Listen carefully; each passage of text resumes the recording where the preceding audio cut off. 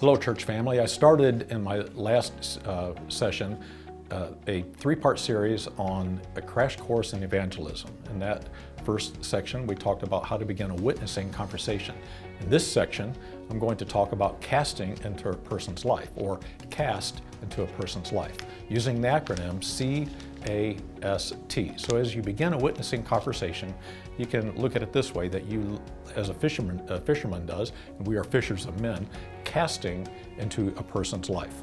C is for connect. You want to find ways to connect with a person. Ask about the person's background, where they're from. People like to talk about the state that they came from, where they were born, where they used to live. You might ask how long they've lived here. Show interest in their family and friends, and especially if there are children in the family and children around in that conversation setting. Ask and talk about the children and speak with the children as well. So the first part of casting into a person's life, C, cast, is for connect. A is for activities. Find out about a person's work, the things that they enjoy, or hobbies or interests. You might ask, what kind of work do you do? What do you enjoy doing in your spare time? Students may ask another student, what kind of sport do you play? What kind of instrument do you play? What's your favorite topic or your favorite subject at school? Begin to find out things that person would be interested in. Look for evidence of a person's interest in things such as sports or books or traveling, especially if you're in their home or around their home or in a work setting. Notice the things around them, pictures they may have, or the things that they talk about some to show interest in their activities. So casting in a person's life, C is for find a way to connect. A is for to develop that connection into looking for deeper activities that you have interest in too. And you may have some common interest in hobbies or other things like that.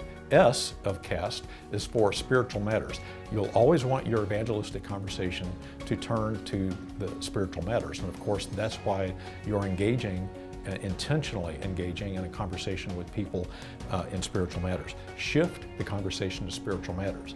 You can ask questions like, would you consider yourself to be a spiritual person? Or do you ever consider spiritual things? If they are not sure what you mean, you might prompt them with some answers like things like heaven, or reading the Bible, or thinking about God, or prayer, or even you might ask them what they think about what Jesus did on the cross, which would be a great way to jump right into the gospel. So as you cast on a person's life, you're seeking to make a connection, you're talking about activities, you've shifted the conversation to spiritual matters, and then T is for telling your story or telling the gospel.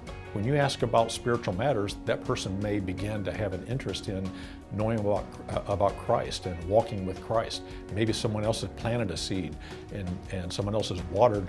You're ready to reap the harvest as an instrument of God, an instrument of righteousness to bring someone to knowing Christ as Savior. So tell about the gospel. We'll get to that in part 3. But right now, T is tell your story. As that person expresses interest and you're engaging in conversation, tell your story, what your life was like before Christ, how you made your life-changing decision to confess Jesus as Lord, and then what your life was like after you made Jesus Lord of your life. There are some things about that to keep in mind. Number one, your testimony should never be over 60 to 90 seconds long. You'll want to be specific and leave out unnecessary details. Try to avoid Christian or churchy words that this person may not understand, especially if they've never been in church or they've never read the Bible. And then also say that even though Jesus has changed your life, you know you're not perfect, but you're trying to walk with Jesus in the way that He is teaching you in the Bible. I grew up in church. I learned about Jesus every week in worship and in Sunday school.